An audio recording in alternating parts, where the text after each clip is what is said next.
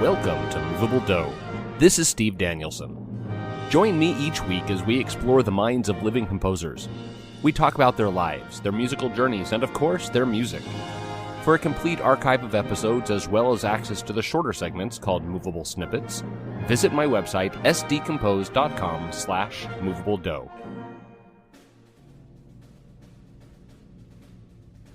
Hey, this is Steve. Thanks for joining me for this episode of Moveable Dough.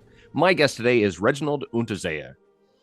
Reg is the music director and composer in residence at Shalom United Church of Christ. His compositions are regularly performed throughout the world and have been featured at regional and national ACDA and NAFME conventions. In 2013, Reg was named Composer of the Year by the Washington State Music Educators Association, and he's a founding member of Northwest Choral Publishing and has works published through Oxford University Press, Walton Music, MusicSpoke.com, as well as in the Justice Choir Songbook.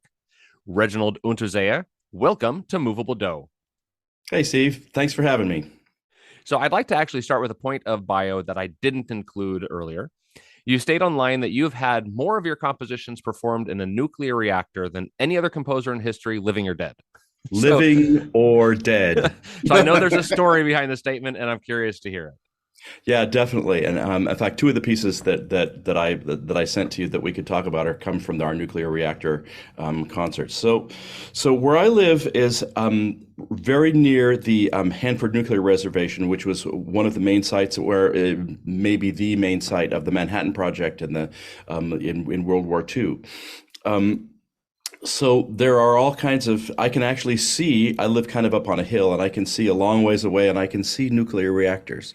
The ones that I can see don't date from the 40s. They're a little newer, but at that time, this area was chosen because of its remote nature, because of the water close by, and because of a variety of reasons for the site of a nuclear reactor. The first big one was called the B reactor, which is not because it was, you would think A was first, but no, that's not how it works. Anyway, it was the first full-fledged plutonium reactor ever on the face of the planet. There's another main reactor at Oak Ridge, Tennessee. The one at Hanford was the one where the materials for the Trinity test, the first bomb test, was manufactured, and the materials for the bomb that was dropped on Nagasaki were made here. We have actually commemorations every year and things like that. So this is in like South Central Washington State. Yeah, correct? yeah. So it's just north on the Columbia River. It's just north of where the Snake and the Yakima rivers join the Columbia River. So it's this big central basin.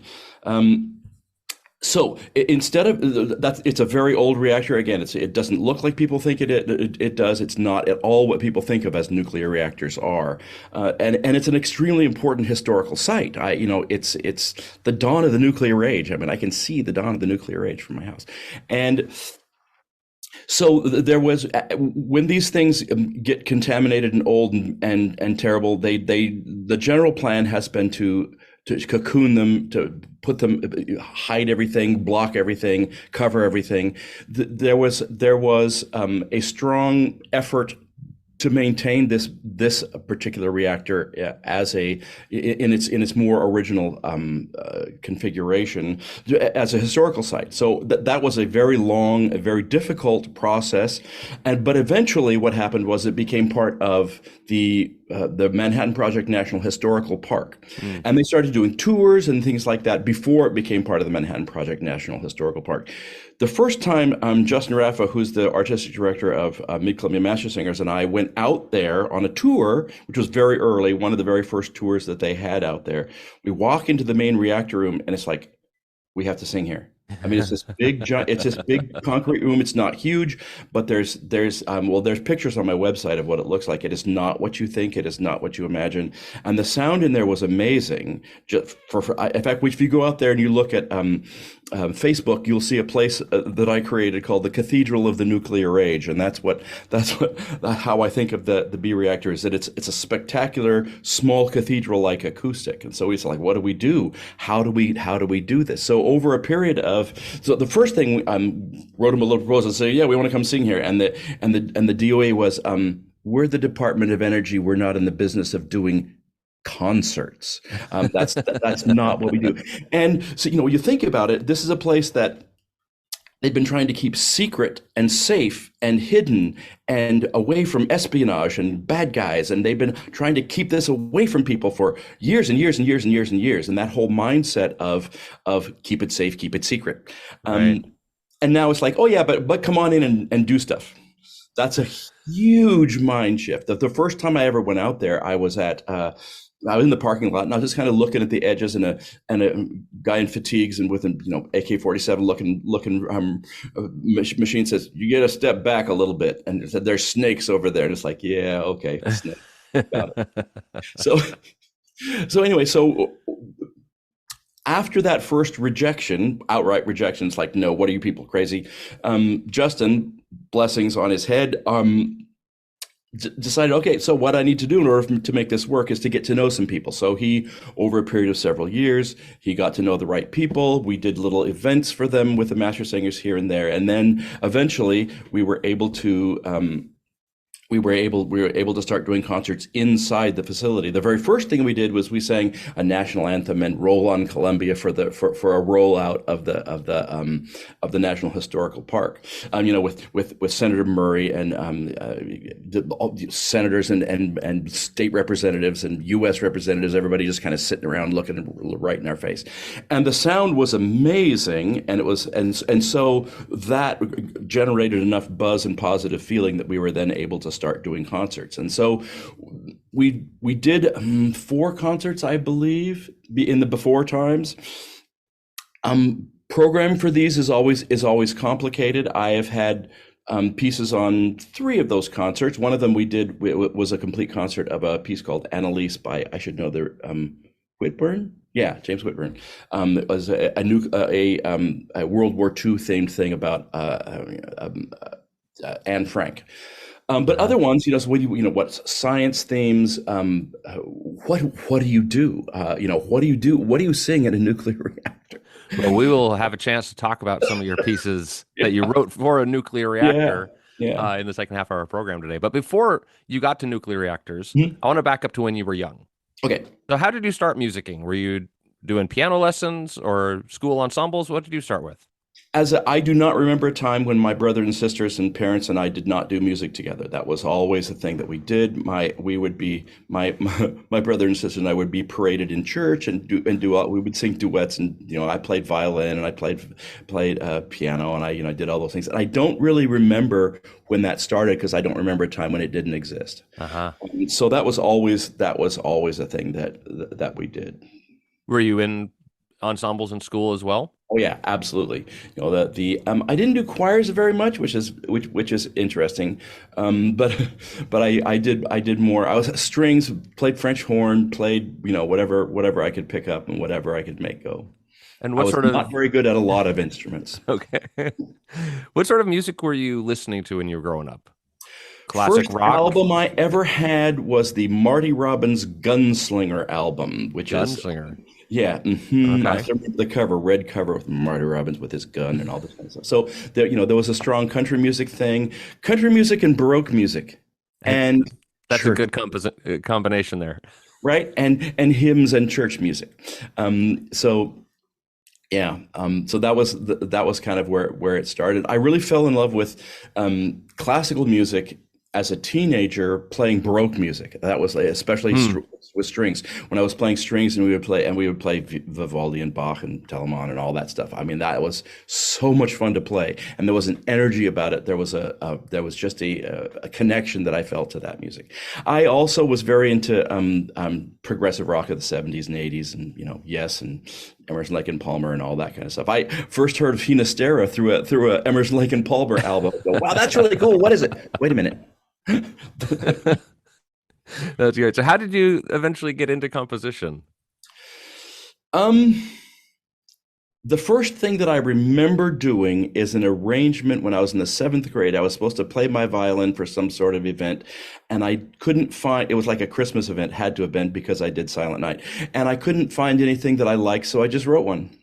And I remember I remember the room because it was like, wait a minute, I could just I could just write one. Why couldn't I? Why wouldn't I? Other people do it. So I remember doing it. I remember what the carpet was like. I remember what that old piano was like and working out the little chords and all this kind of stuff. And so it was, a very simple piano accompaniment, and I just played the melody on my violin. So that was the first thing. And then when I was a teenager, I did the usual teenager thing of playing my guitar and singing, and I would, write little songs for things. And very frequently it was the sort of thing where people would say, "Oh, I want you to do something for this event or that event or the other event. Sing for church this morning." I'm like, "I don't know what do I want to sing. What do you want to sing?" "I don't know. Well, I'll just make something up." So that's kind of how it started. So when did you decide this is the career path I want to follow? I did not decide that. So, um, actually, I was bitten by the theater and opera bug. So Uh-huh. when I was in college, that happened. So all the way through college and graduate school, choral music and composition was not my thing at all. It was performing. I got to do some fun things. I sang with the Texas Opera Theater back when there was such a thing as Texas Opera Theater. So that shows how old I am. Opera Theater St. Louis, Kansas City Lyric. I was in the Midwest for graduate school. And so there was a lot of things in the Midwest and the South. I was saying, did symphony gigs hither and thither and that sort of thing. One of the things that I discovered in that process was that I loved being on stage all the time. I hated living in hotels all the time. Became- this became a thing, and also, I was never star material. I never had star voice material. I was never that big voice that you really need to make a strong international career. There were other things that I could do. I did cartwheels on stage and rode bicycle around the edge of the stage at Opera Theater St. Louis, and while singing a tricky little Britain song, stuff like that. I could do stuff like that. But yeah, I was never going to do the other thing. And I got sick of it and moved here to the Tri-Cities, where my wife took over her father's medical practice. She is a family physician. Um, and I was kind of trying to figure out how to make a career from here. And then it was like, no, I'd rather have children. So I was an at-home dad I have 3 kids, and now I have 4 grandchildren. And so there was that path. And then a church job came available. It's like, would you like to conduct a church job? It's like church choir. And it's like, okay, I don't know how to conduct really, but I've done it before, so why not? And then again, I need a piece that will do this particular thing. I have a children's choir and an adult choir, and I need to do a Christmas song. What do I do? And I did composition sorts of things in college. Some, I mean, I still did that. I was very into very complicated, atonal, bizarre, that kind of thing, because that was the style, and that's what was Right. encouraged in the world. That was academic music. Um, and I still remember also sitting down to write this piece for my church choir going, "Oh, wait, there's nobody going to grade me on this. I don't have to redefine Western music as we know it with this little piece. Just write what you like to hear, maybe. How about that as an idea?" So I did. And worked out pretty good, and the process was fun, and they sounded good. And so I started writing things for them. After a while, it started to take on more importance to me, and I got to go to a couple of composer type events. There was a thing at Lehigh University. Steve Sametz was running it. I think the first year I was there, who was it? Libby Larson. The first time I went there, Libby Larson was the master composer person, and I went there, and it was transformative. Libby Larson is amazing, and talked about process a lot, and I got connected with other people who were in the same spot as I was. And that's how I got connected with Oxford University Press. Was they were one of the sponsors at that time of that program, and the things that I wrote at the workshop, I remember my editor at the time said, "Well, none of those things will work for us, but what else do you have?" So I said, well, and so I just happened to have, of course, as you do, a bag full of, well, here's things I wrote for my children's choir, here's things I wrote, and that's what really got me started with OUP was children's choir music. Uh-huh. Very And then cool. it kind of branched out from there. Yeah. And I can verify what you said about Libby Larson. I interviewed her back on season 2, and she's fantastic. She's amazing. Yeah. I did want to ask about your opera performing. Hmm? What was your favorite role you ever did? And do you have a sort of a bucket list? Like, if I could perform any role, what would it be? Oh, interesting. Probably I my favorite thing to I loved singing. I love Bohème. I sang Bohème millions of different times. I sang Marcello sometimes. I sang Chenard sometimes. Those were fun roles. I loved singing Papageno. That was a fun thing. We even actually started an opera company. We had a very successful for about 5 or 6 years opera company in Tri-Cities that I was one of the founding members of. I was the chorus master. I didn't sing with them very much. Um, um, as far as bucket list, I don't know. I don't know if any old man roles. Well, if you were still young, do you have one that you would? I, Magic flute is one of those things that I could sing that I could sing, 5 times a week and not get sick of. Same thing with Bohème. I mean, that's I did sing that on tour.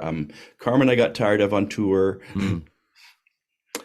There are things that that you get tired of. I don't know. I just haven't thought of myself in that regard in that way as a solo performer for really a long time. Yeah, I do a lot of choral singing now. I get to sing a lot of early music things, or not a lot, not as much as I want. I want to sing a lot of early music things. I love early music stuff. I love complicated modern music things. Those are so I right now I don't really have a bucket list for as a soloist. I want to just keep singing great stuff in choruses. I sing quite fantastic. different choruses. All right, so I want to mention something you talked about on your website. You said that you've Mhm. always been drawn to composing pieces about the natural world and Yeah, current events. yeah. So, what events have caught your attention in the past that you felt compelled to write about?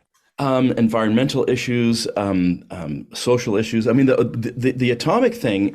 One of the reasons is that particular thing because the history of the nuclear age is something that's really fascinating to me, and Hmm.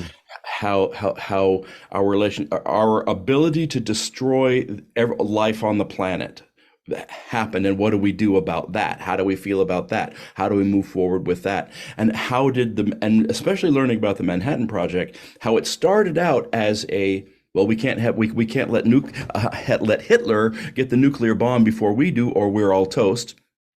That's a case you can make. And then how did it shift to we now have made enough materials to kill everybody on the planet, 300 or 400 times over.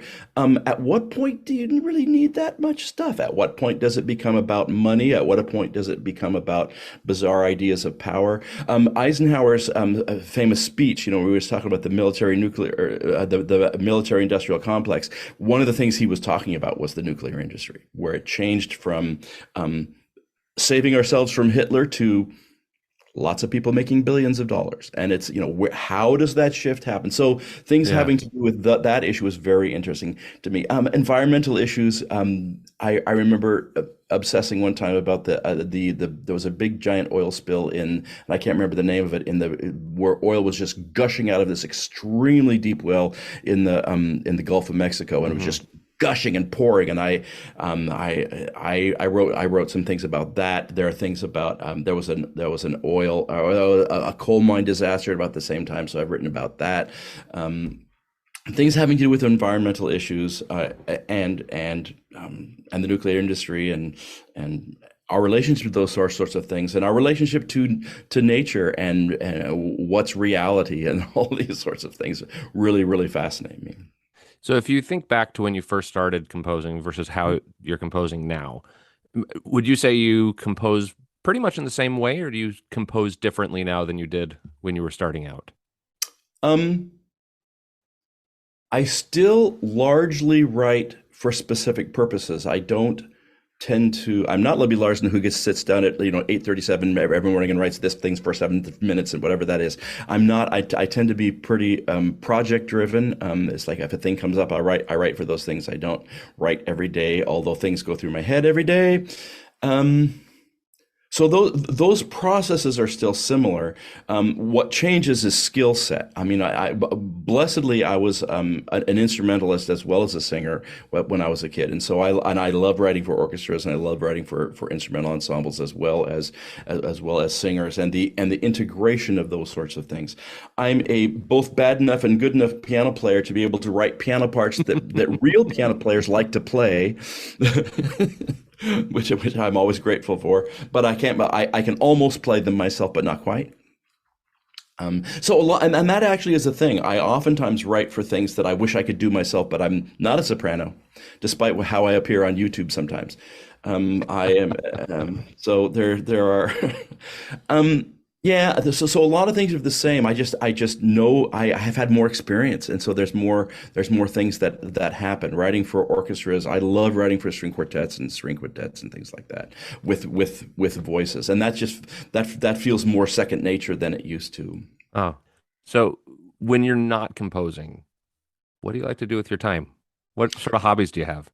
The more time I get to spend with my grandkids, the happier I am. I mean, I loved being an at-home dad. I had, I had three kids, but they were spread out in age quite a bit. I had teenagers for 15 years at something or something. Maybe just seemed like that.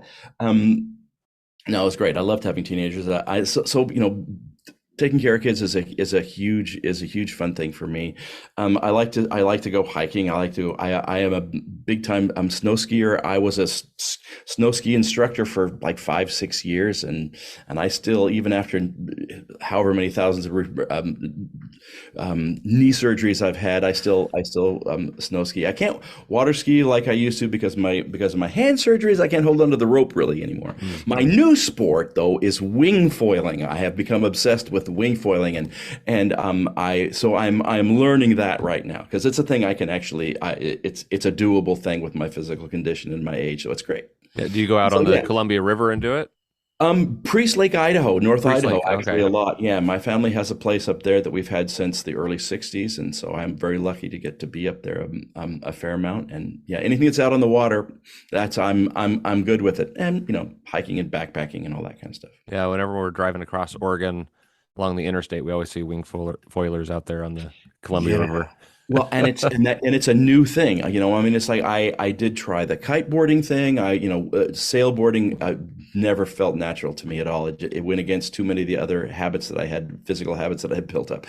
Kiting, it just was just too complicated, and the conditions had to be more specific. And the wing sports, whether it's just wing surfing or wing foiling, are there's just it's just a lot more opportunities to do it. So I'm real excited about it.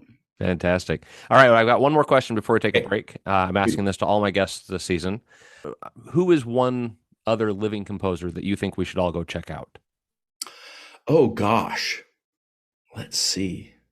Who do I living composer?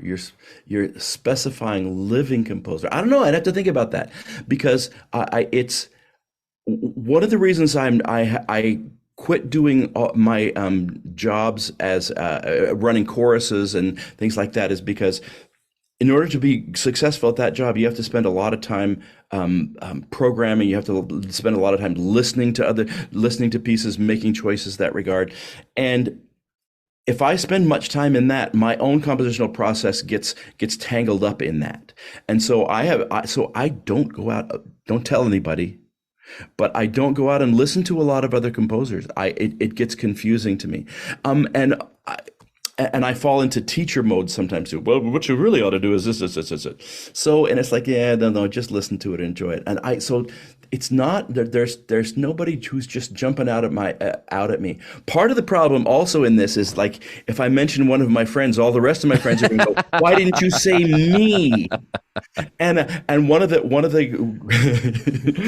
the things that I'm very fortunate is that I do have a lot of composer friends, and I get connected up with them as best I can, and so yeah, I don't want to slight one. I feel a little bit like it would say, who's your favorite child? And I'll go, oh, I love all my children. Who's your favorite grandchild? I love them all. They're awesome. I'm a poly composer lover. How about that? Poly composer lover. That's Yeah. a great political answer to avoid offending your friends. I love it. All right. Well, we're going to take a quick break. And when we come back, we'll listen to some of Reg's compositions. Hey, Steve here. I want to take just a moment of our time together to tell you about the easiest way to make and host a podcast. It's called Anchor. I use Anchor to make and host Movable Dough, and I've been extremely happy with the experience. They have creation tools on the site that help you create, record, publish, and share your podcast to multiple podcast streaming sources, including Spotify, Apple Podcasts, Google Podcasts, and more. The best part, it's absolutely free.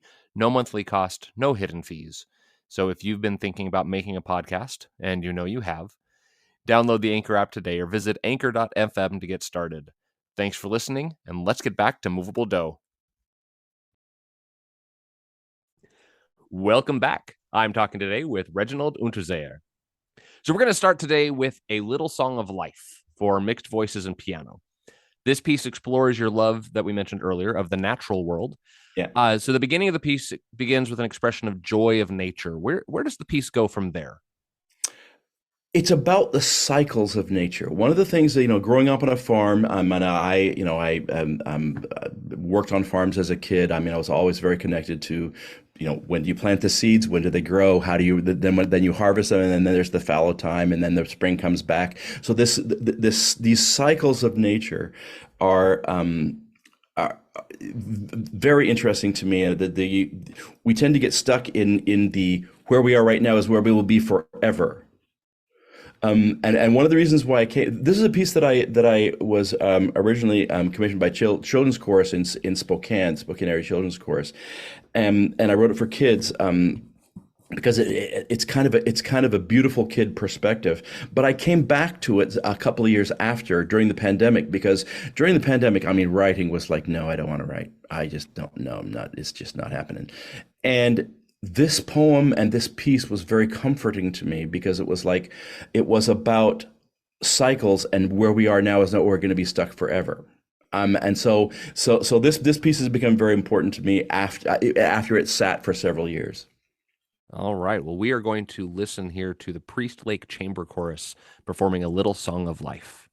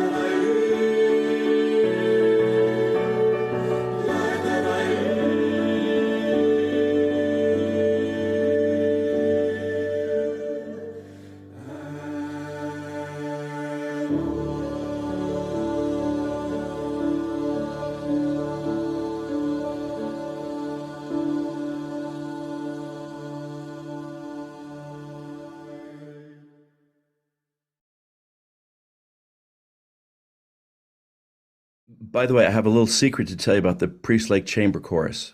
You are looking at the Priest Lake Chamber Chorus right now. Oh, It's all me. That's so. So don't tell again. Don't tell your anybody. secret's safe here. It's me. Yeah, yeah. All right. Our second piece today is the steady light.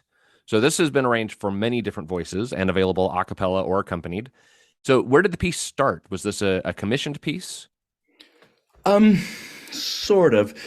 Steady Light started out actually as a piece for piano or organ or string quartet with choir. I wrote it for my church choir. We needed a kind of benediction-y kind of piece, and so I asked Sheila. I said, "Come up with. I need some benediction words." So she wrote this beautiful poem that I really really love. And again, it's about perspective. It's about where am I? Where have I come from? Where am I going? Who looks up to me? Who do I look up to? I mean, all that stuff is in there. And again, it's references to the natural world. And so I originally wrote it. Bob Chilcott said to me, "Don't get stuck in writing for any particular." Only he said it in a British accent, which I will not try to imitate right now. Move beyond piano and organ and all those things. So string quartets. I mean, that's second nature to me. I love playing string quartets. So it's like, oh, so this has the accompanied version was first, and there's a string quartet version, there's a organ version, there's a piano version, there's a full string orchestra version, there's all these versions because that was an interesting exercise for me. This is very much it's a tune that you can set in a variety of ways. And then who's singing today? Okay, do we have two people singing? You can do it solo, you can do a two-part thing, all those things. And then eventually we needed in my thing of write things for what you need, for a group that I've sung with for a long time called Male Ensemble Northwest. We needed a piece for a particular purpose and a particular programming thing. And I was going, well, there's this piece that I had that's accompanied. Maybe I could try an unaccompanied version. So, and I remember stopping along a road somewhere in the Oregon Cascades and said, "Oh, wait, you guys, I have an idea. Hold on, hang on, wait." And by the time I drove all the rest of the way home, I pretty much had it worked out in my head and wrote it out. And so then there's the upper voices version, lower voices version, essay or and mixed choir versions. And I don't do that very often. Okay, that's a lie. That's a lie. I do that. Pieces that are very much kind of like a song. I do like to do multiple versions of, and I do a lot of things that way. There's other pieces like what we will look at later no, I don't want different versions of this. I want it to be this way. Mm-hmm. So anyway, that was the genesis of Steady Light, and we sang it at my church job for benediction frequently for quite a long time. Fantastic. Well, I just happened to choose the TTVB version for us to listen to, here performed by Male Ensemble Northwest, singing The Steady Light. Let my foot fall on this sacred earth, tread lightly as a falling leaf. Let my shadow from this blessed sun shut no one from the light. Let my dance be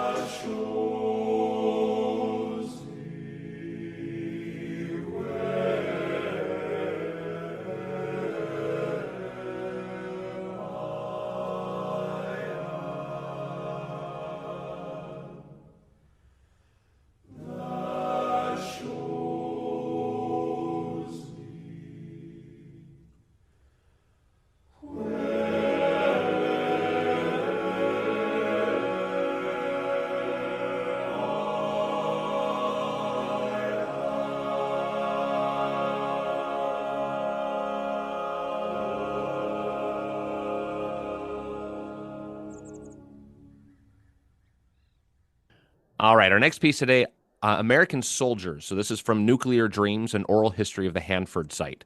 So we already talked earlier about your performance in the nuclear reactor. Yeah, So I'd like yeah, to know about this movement in particular. What you is bet. it about, and how does it sort of fit into the whole?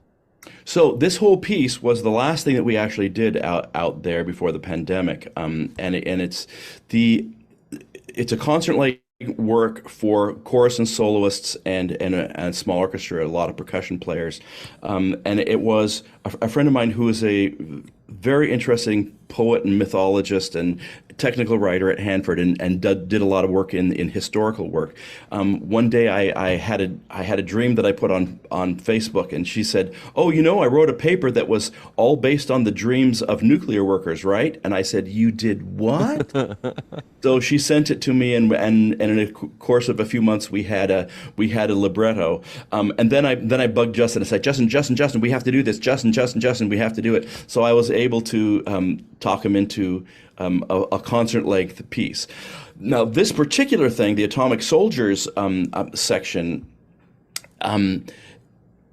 We were about Nancy and I were about 2/3 of the way through writing this piece. I was into the music part. We did small adjustments to the libretto as we went, as in the compositional process, and our emails almost crossed to each other because we saw in the New York Times a documentary film that was interviews with the soldiers who were part of the nuclear tests of the late 40s, early 50s. And these were things where, I mean, it's shocking to us now that they would do this, but they did.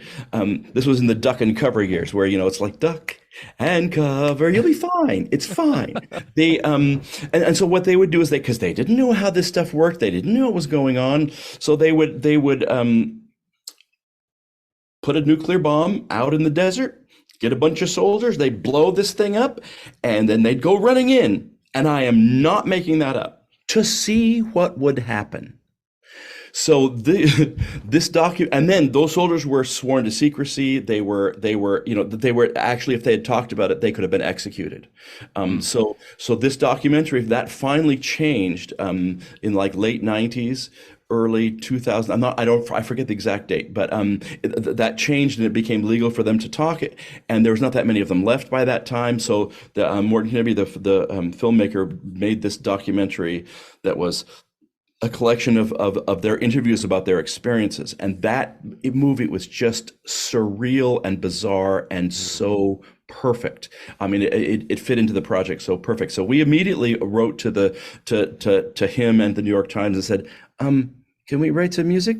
And they really fast, I mean, matter of just a couple of days, said, sure, go ahead. So Nancy took excerpts from those interviews and made a single piece out of it. So this is all the words in this are right directly out of interviews with the soldiers who went running in after the nuclear explosions to see what would happen and what that experience was like for them. So there's a couple of things that aren't necessarily linear. It's like this didn't lead right to that, but I kind of stacked them all up in different ways. And yeah, so this is like real life. This is what happened, and it's just jaw dropping to me, that whole thing. Well, we actually get to hear this performance, which was performed inside the B reactor. Yep. Back So in this 2019. recording comes from inside. Yeah, this is a recording inside the reactor. Yeah. All right. So this is the Mid-Columbia Master Singers with Justin Raffa as conductor.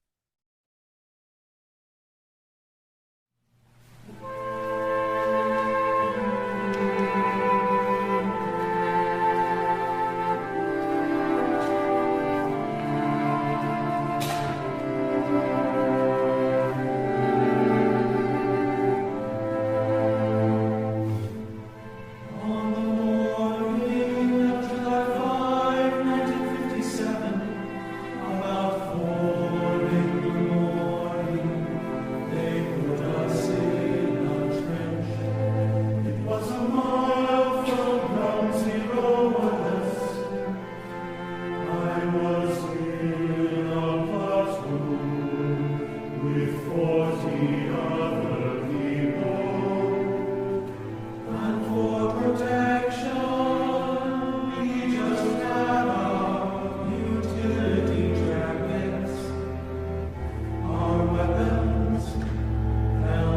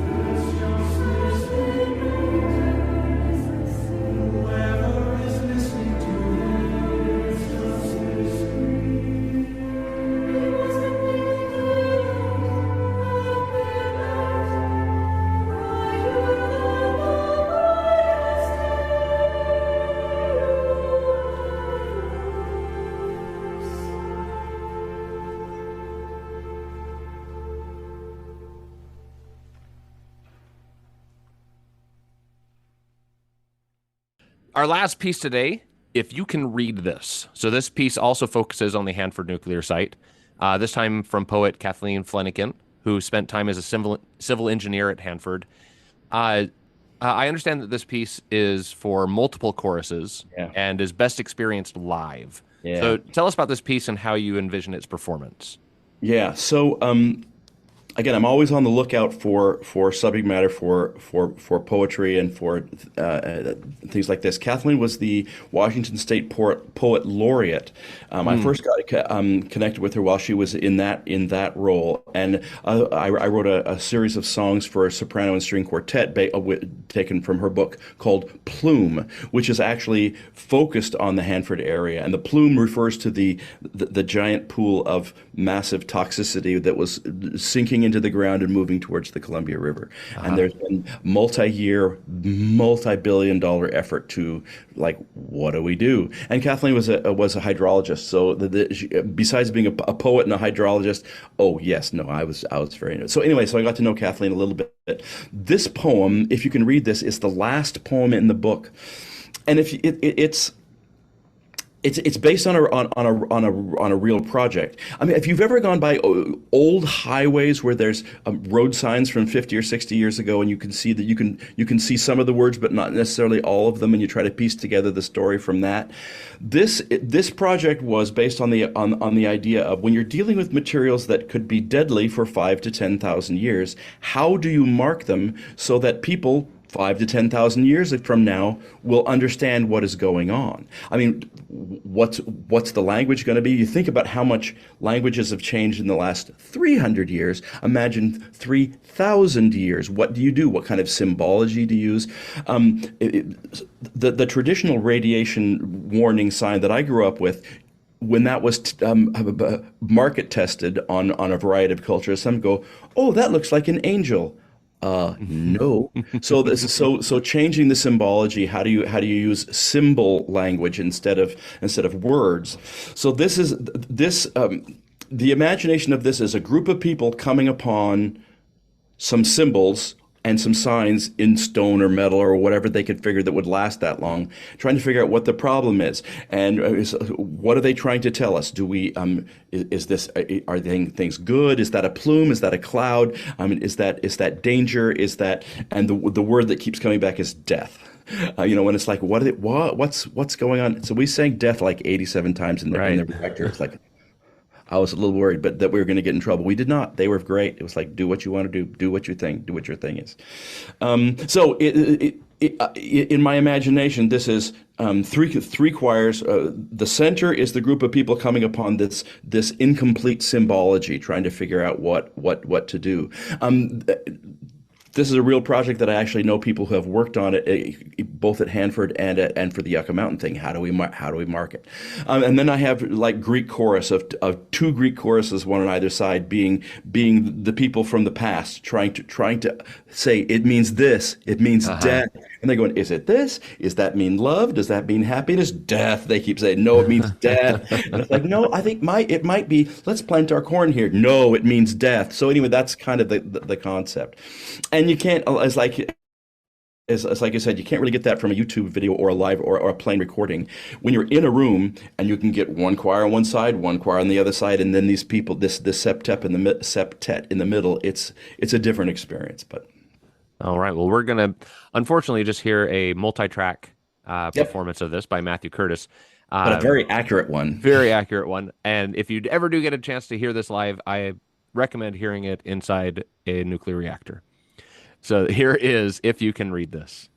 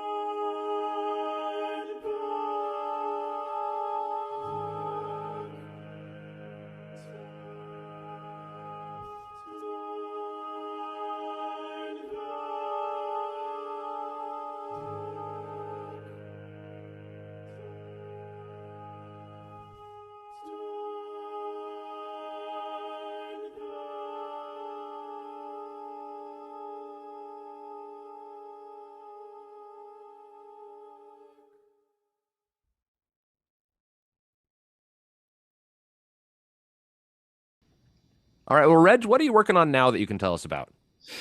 So one of the weird things about the pandemic is that projects come and a lot of projects go. And I don't have any projects right now. Oh, I mean, and that's a thing that we don't like to admit. It's like, what do you have? What's going on? Nothing. I completed a commission in the spring. That performance has come and gone. Oh, and there was another one, not too long before that. And those projects are all in place, and I'm loving them, and they're great. And there are no more right now. So I don't know. The answer is I don't know, and that represents both risk and opportunity. I mean, I might, so I'm looking for reasons to write things. And I have some things that I want to write. Maybe I'll write them just for me. That's not been my habit. Maybe it's time. I'm not too old for new habits. Maybe it's time to write things just because I want to write them. I don't know. All right. Well, listeners, if you're looking for someone to commission, Reg is open and available. I am. All right. Well, if my listeners do want to learn more about you, figure out how to commission you, what's your website? Where are you located online? It's my name. So you have to learn how to figure out how to spell my name. Reginald.Unterseher.com. And it's if you misspell it a little bit, Google knows me. One of the great things about having an unusual name is that you start typing much of it and they go, oh, Google, oh yeah, that guy. We know that guy. It's fun. I've run into this before. Well, hey, listeners out there, if you are enjoying today's episode, and I'm sure you are, consider supporting the show for as little as $1 a month. Visit anchor.fm/movabledo/support and become a supporting member of the show today. Well, Reginald Unterseher, it has been a pleasure to talk to you today. Thank you for joining me on Moveable Do. Thank you so much, Steve. My guest today was composer Reginald Unterseher. If you have a recommendation for a future guest or an idea for the show, please email me at moveabledo@gmail.com. This is Steve Danielson. Keep the music moving.